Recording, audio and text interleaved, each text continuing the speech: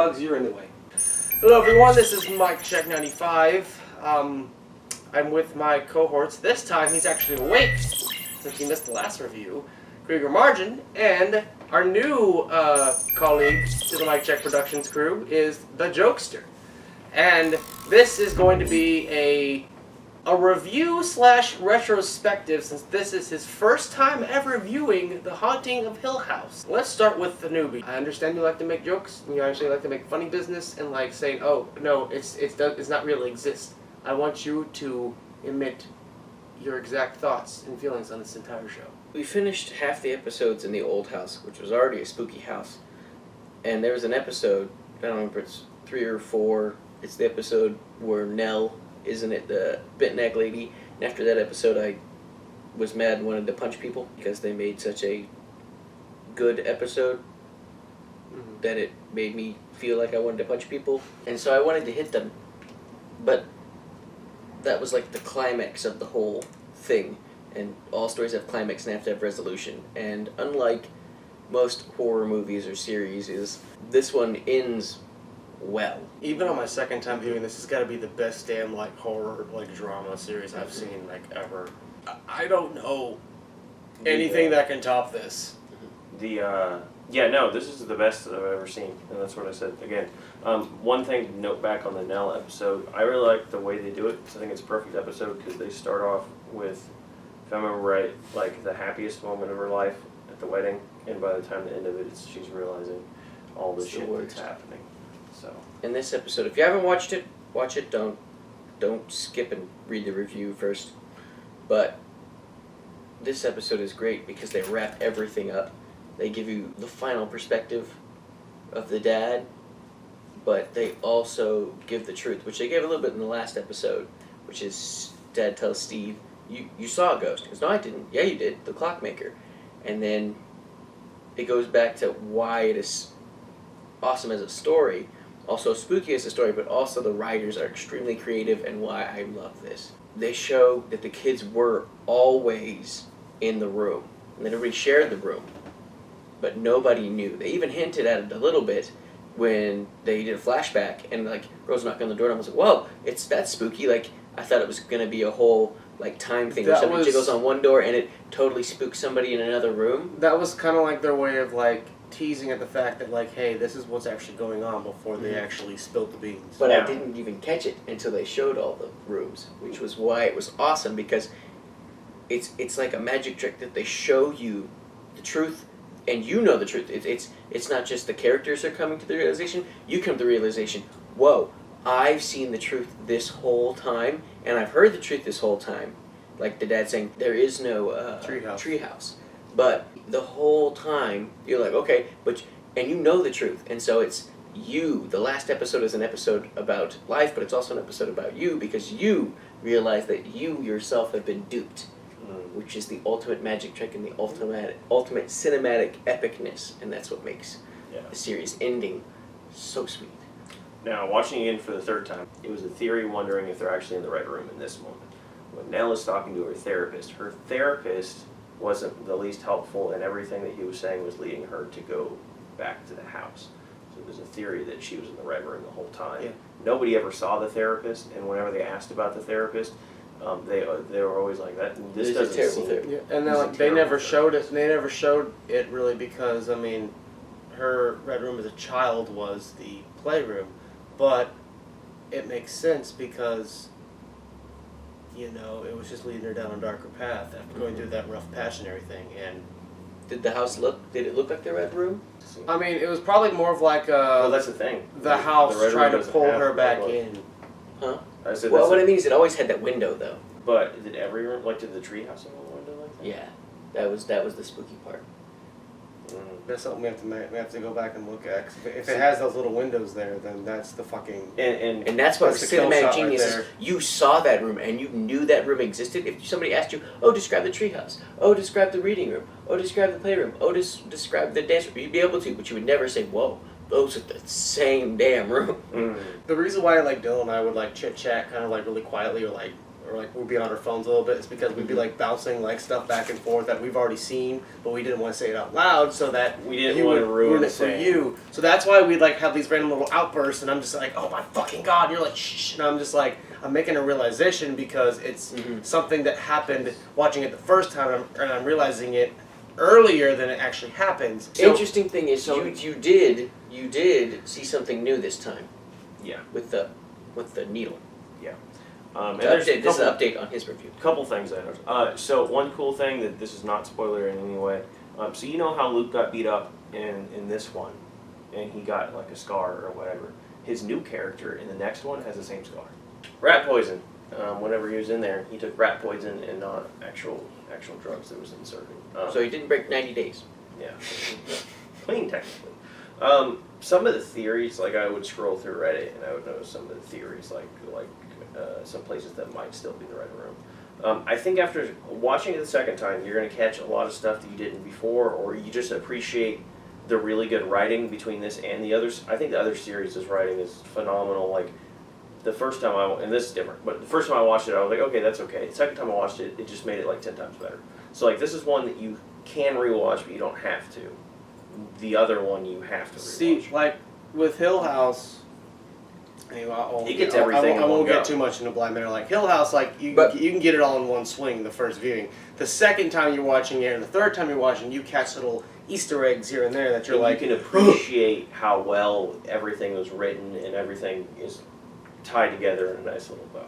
Yeah, this one, I don't have to watch it again, but I want to watch it again because there's so much. There's so that much you to learn later unpack. that Yeah. it's like I do the same thing. Like I watch a movie, and it's like suspension, like an action movie. Like people will hit each other, and it's like who's gonna win? Like Superman gonna win? Is Captain Marvel gonna win? You know, is Captain Underpants gonna win? And you don't know. But when you rewatch it again, the second time you have a little bit of peace, but at the same time you're like, he's gonna win. He's gonna win. Like it's gonna do that punch. It's gonna be so good. And it's you don't get to share. When you watch it the second time, you lose. Only the first time can you experience it for the first time and not know. And so it's sometimes cool to watch a movie with somebody who's never seen it, so you can relive the first time and the suspense of never knowing. And so that's awesome. But at the same time, when it comes to thriller, why I love them is there's something about watching the second time but knowing. So, this is a drama horror. Bugs. Question. How many times did you guys like tear up at all through this? The very end, I cried a lot on the inside. A whole. So when Nell, we double dipped on the Nell episode, the Nell being alive and to her death, and then the Nell being dead, and so I didn't have any time to do it. So I cried a lot on the inside because I was hurting so much on the outside. But this last one, I straight cried. Yeah. I cried. I was like, that's so beautiful. I've watched this 3 times now, and just tell you how good the writing is, and I'm never really emotional to do. I cried like 4 times through this third rewatch. Of this last episode, or I cried during the Nell thing. Like the Nell thing. Oh, that I was over here. I think I'll cry more next time. Yeah. So like, and whenever she was explaining things and everything was sad, and I thought about stuff that was happening on the next series to the same actress chick too, my eyes were watering really bad, and I had to get up. And as Michael was like, "God damn it," my eyes were burning with tears, and I had to brush them to the side. I'm like, "God damn it." The Nell thing always gets me. Theo's speech is the most emotional for me because I connect with that. We talked about that. And then Luke's thing, whenever he was talking. I think it was when he was talking. Luke's episode, and then what when you learn why he's so fucked up. Oh, and so when everything he at was the very the days end. like I'm cold and I'm stiff and I'm stiff and I'm cold, and you're like, and it's not because of drugs. It's the when it's you're the twin connection. What got me really bad, I remember, That was especially so this bad. last time, is whenever Luke was talking at his thing where he got his chip, and he was talking about how he's not the big brother, she's the big, she's always been the big sister. Oh, yeah. For him. That got me. I've never cried out of like joy / like deep heart churning Yeah. at the end of a horror series. And so that's just And like you may be like, oh yay, they're out of the house and nobody died, or but you're never like, time to go write notes down for life notes. I think the one thing that really fucking got me, besides the twin feeling thing with Luke feeling super cold after Nella died, was in this last episode. Because if you remember, the mother was talking to, what's her name, the maid? Cara? No, Carla.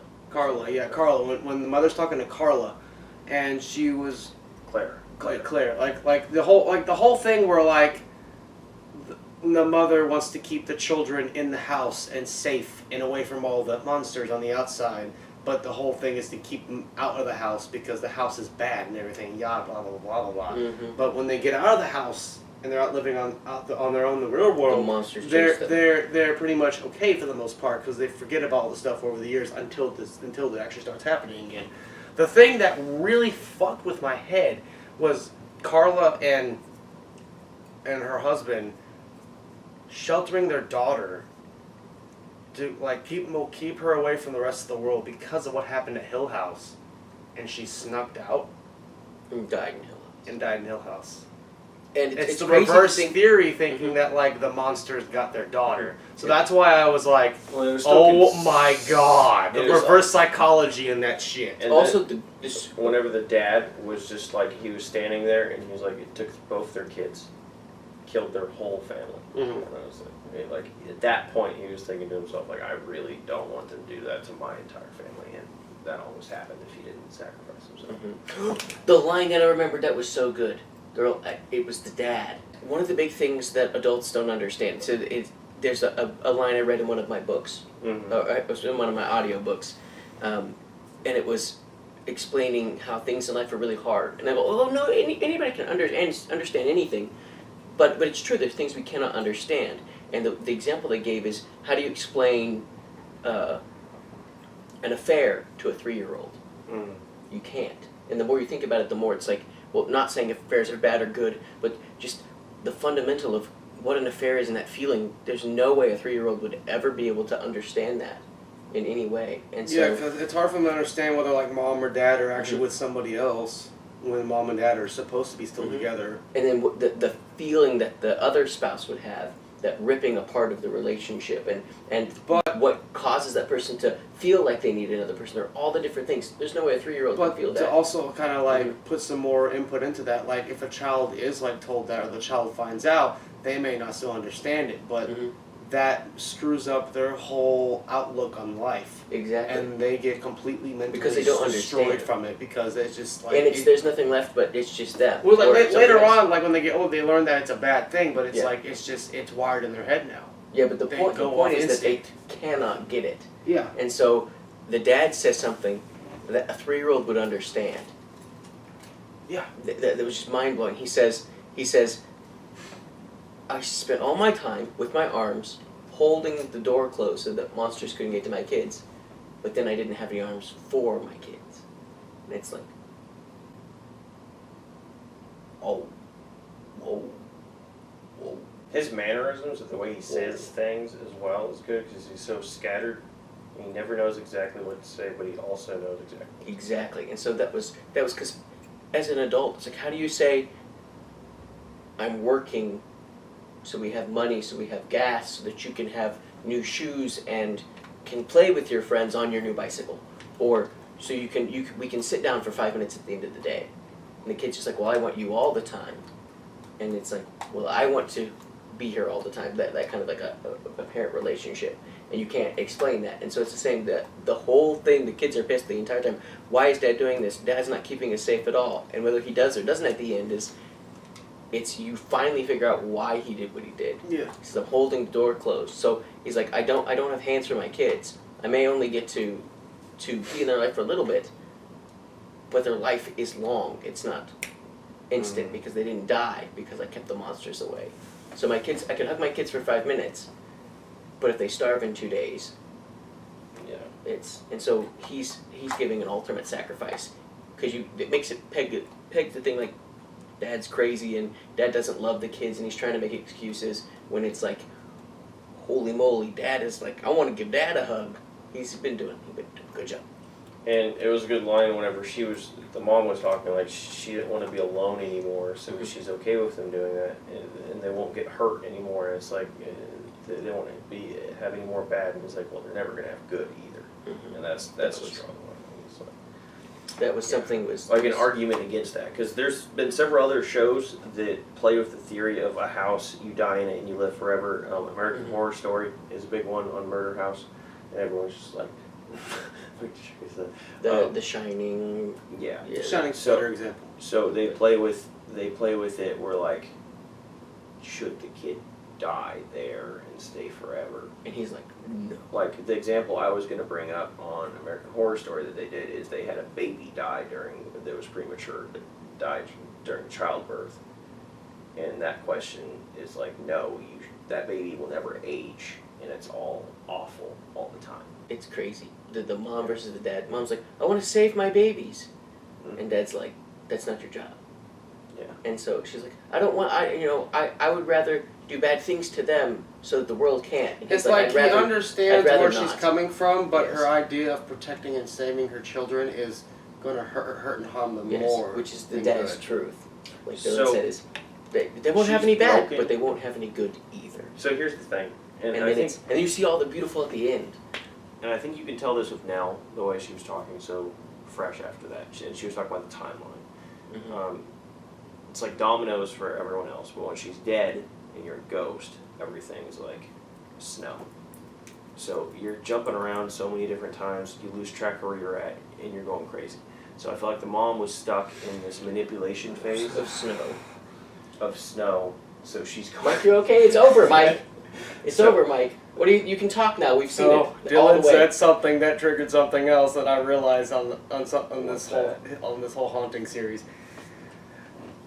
You said something explaining your theory about Hill House, and it opened another gateway to Bly Manor, and it's we're not there yet, Mike. I know, but it's just remember it.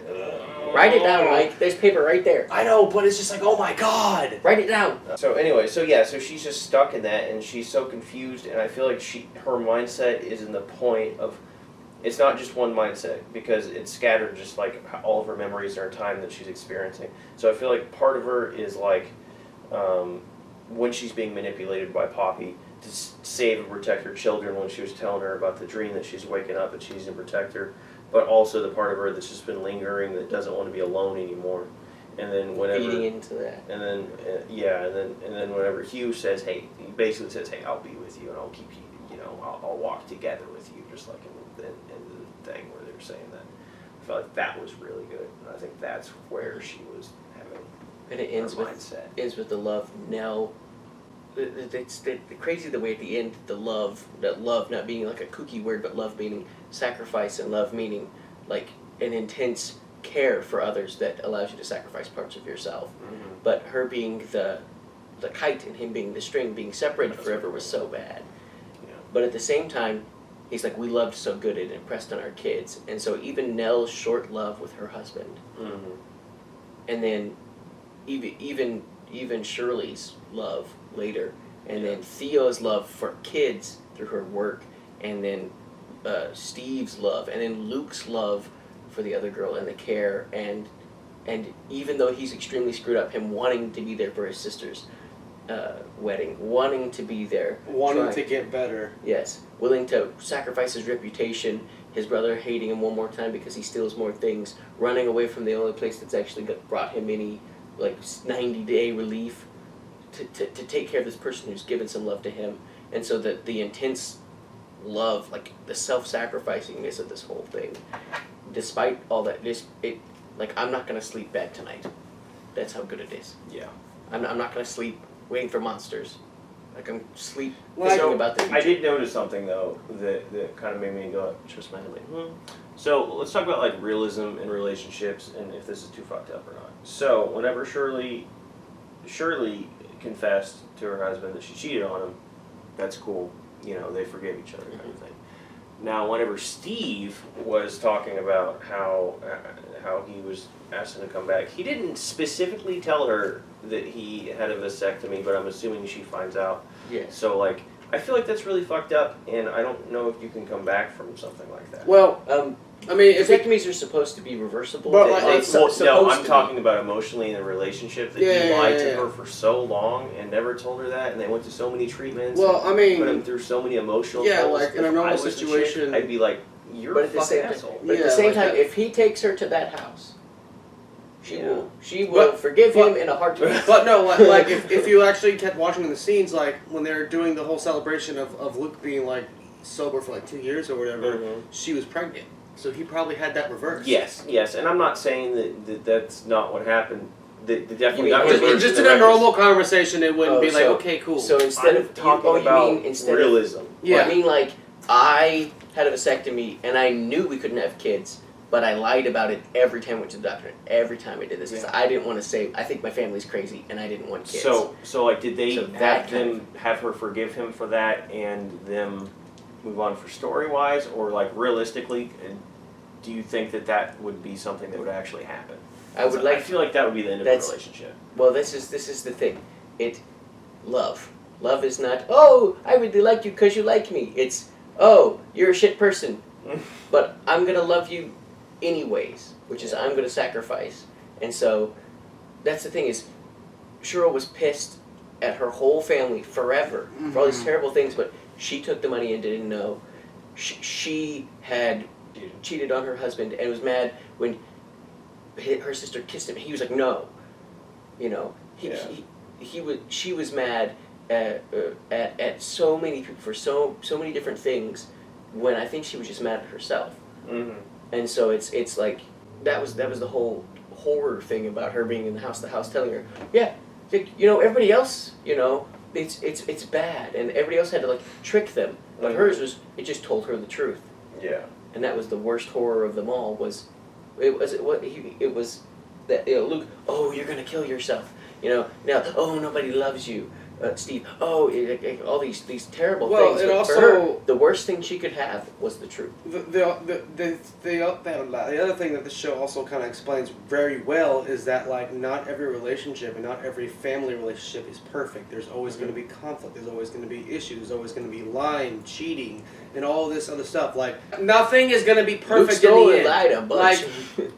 Get well. Like it's time. Basically, it's like time heals wounds. For the most part, depending on how everything gets panned out. The truth Trying to explain this the truth without is, being stupid. the truth is, I'm just love gonna only write works something if you down. don't give up. Time does not heal. Truth only works. Love only works if you don't give up. Well, And okay. truth So reigns supreme. I'll say this before you show me that. Dylan, I'm pretty sure mine and Dylan's rating for this series hasn't changed one bit. Correct? 10. Mine is also the same. It's also 10. Josh, This is this in every this sentence. is the retrospective of Josh. I cannot give this a 10 because if you give things 10s all the time, then when you find something better than it, you have to give it like a 12. This is No, the no, only wait, series that we've wait. given a 10. Wait, and so I cannot give it a 10 because I have other things in my mind that I feel like are 10s, and so this has to get an 11 and a half. Because 10 is not worthy. And so when something else comes along that's okay, it'll get a 10. This gets an 11 and a half. And if I have to find something, So in if other something's words, better than this, it'll get a 12 and a half. This is the best damn. So- this is the best damn like horror Okay, series you've seen. I in a have long wanted to time. rewatch psychological horror storylines before, Mm-hmm. but when I finish a movie, if it's a good movie, if it's like a good movie, I want to watch it again, but I want to wait a week. Yeah. This is the only thing that I want to rewatch the entire thing today. So, And I'm it's talking. good. There are movies that I absolutely love that I will wait 6 months before I watch it again, just because I have to. I have to wait. time made it worse. So my defense of my rating, keeping it at 10. As Michael knows, and as anyone that watches our reviews, I hardly ever go above an 8.5 on anything. I'm usually really crucial about the way we do things. So I to think put we it give Splinter at 8. to put it at like a 10 is pretty big for me, because that means that it's perfect. I'm And just trying this to is pick his third apart. time watching it, and he still says it's a perfect show. I try to pick apart it. Besides that one line, but no one The cares boob about it. punch. That's what I thought was my big takeaway from it. Was like the line when did Oh, you that punch was- me in the boob? It seemed a little unnatural and weird. that they just kind of put that. But it's not enough to hurt the whole series. Okay. Out of all of the things, That's like if that is the only bad thing, I would take that as comedy. Yeah. It's just comic relief to take away from how absolutely terrible the situation was at that point. I will say my one thing about this series, watching it a second time, is a lot of it has to do with how it was written, which is still fucking perfect, and the way it was shot. The cinematography in every episode, especially that one where it was a one shot when they were at the funeral home. Yeah, the funeral home was done in one shot. The funeral home scene was done in one shot pretty much. At least like the first 20, 30 minutes of it was done in one shot. And I'm just like, how in the fuck do they do that? Like, it makes me want to do something. It inspires me to do something like that. It inspires me to make better content. This show inspires me to make me want to write. And then the other thing, inspirations were so smooth. There are no loose ends, and there is a loose end, and they drag it up all the way till like almost the end. But it's not like they drug it out because they felt like it. It's like it belongs right there. Yeah. And you should only have it right there. When you do know it, it's like it's crazy because it's something that you've been like. It doesn't nag at you the whole time. So you're not like, I want to know what that is. Like, I don't care what's on the TV now. I want to know what happened at the end. It's stuck in what's going on right now, but at the same time, there's this little nagging back. I want to know. I want to know. When you know, you're like, oh, I don't want to know anymore. That like, because it's like instead of watching something and forgetting what's behind, it's like punching a wall and hearing it vibrate through the rest of the maze that you just crawled through. And it's just like it makes all of it make sense, and it just keeps making more and more sense. Instead of leaving, it doesn't feel like they're leaving loose ends. It feels like they're answering things that you didn't even know was a question, and you're like, oh, that was a question. Holy moly! Exactly. They're just leaving breadcrumbs so you question throughout. I can't think of anything at the end.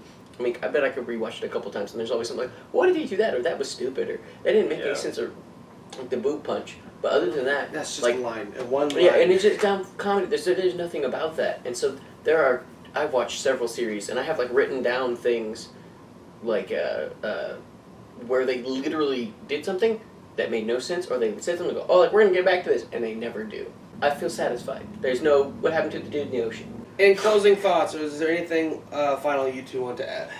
Stay tuned for our Bly Manor review. Yes, and I can't wait to rewatch this. Yes. I will sleep a little easier knowing that people don't die, but I will also be traumatized knowing exactly what is happening. It's like, I know, that's not, you can't fool me. I know that's the freaking red room. The best thing about the second watch through, but the most painful thing, is the bit neck lady knowing that she's actually the bit neck lady. The entire time, because it doesn't really, they did also a sweet, not as in sweet as in like sweet sickening sweet, like when you, like before you vomit kind of a thing, and they did one last time. So I told you that little Nell's walking down the stairs and she just goes for a half second, and then directly after that she's walking around and the bent neck lady is standing in the hallway, and they never showed that. I don't know, like that could be like a discrepancy, but they never had Nell when she was dropping down go through that hallway. But at the same time, it's like, well, she lives it forever. Yeah. And so that's another thing that maybe it's a loose end, but it's like, so which Nell is Nell? There's the Nell with her mouth closed shut. There's the Nell who's a zombie. There's the Nell who's in the dress. Which Nell is left? Or is it like... I think they're all maybe like the ones into there's one like the horror torture I think that's the thing house, and there's the beautiful Nell, with the, and then there's the... with the snow. She's just living, I think it's the same sprinkled Nell, all over. but she's So snow is she's beautiful, but it's through. cold, but it's silent, but it's fluffy, kind of a thing. Like it's spooky, and she's haunted, but she's also beautiful, but she's also like wired mouth shut in the thingy. Yeah. And that's the terribleness of the house. So we do get to, oh, that makes sense, because it's like, oh, the house is beautiful, but at the same time, the house is torture. One of the first scenes, whenever she's at the couch and you stand over, they highlight it more later, but the very first time, if you really pay attention, you can hear her say, no, no, no, no, no. When you just watch the scene the very first time, if you just second time we watch there, just really pay attention, you can kind of hear her just no, no, no, no, no. Which is so... And you only know it if you remember the scene from watching it the first time. Which is why it's they just make it that makes it enough even more. I think I heard that the more first juicy. time.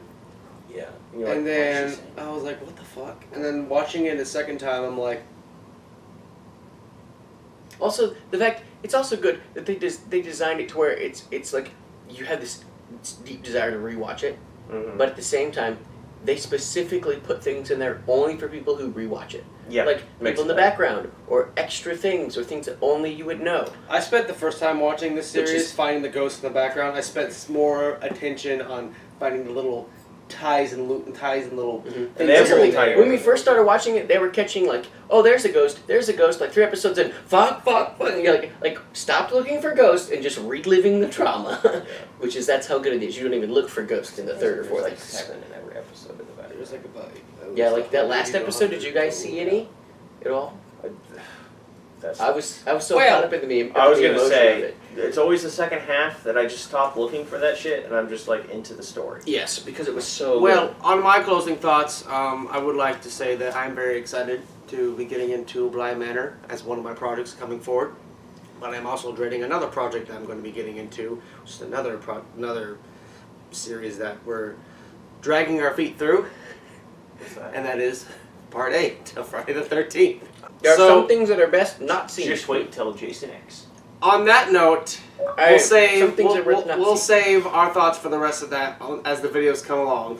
This is MykeCheck'd 95 along with my cohorts, Krieger Margin and the Jokester. We're signing out. We hope you enjoyed the retrospective, or Jokester's retrospective of Hill House. 1, 2, and 3. 1, 2, and 3.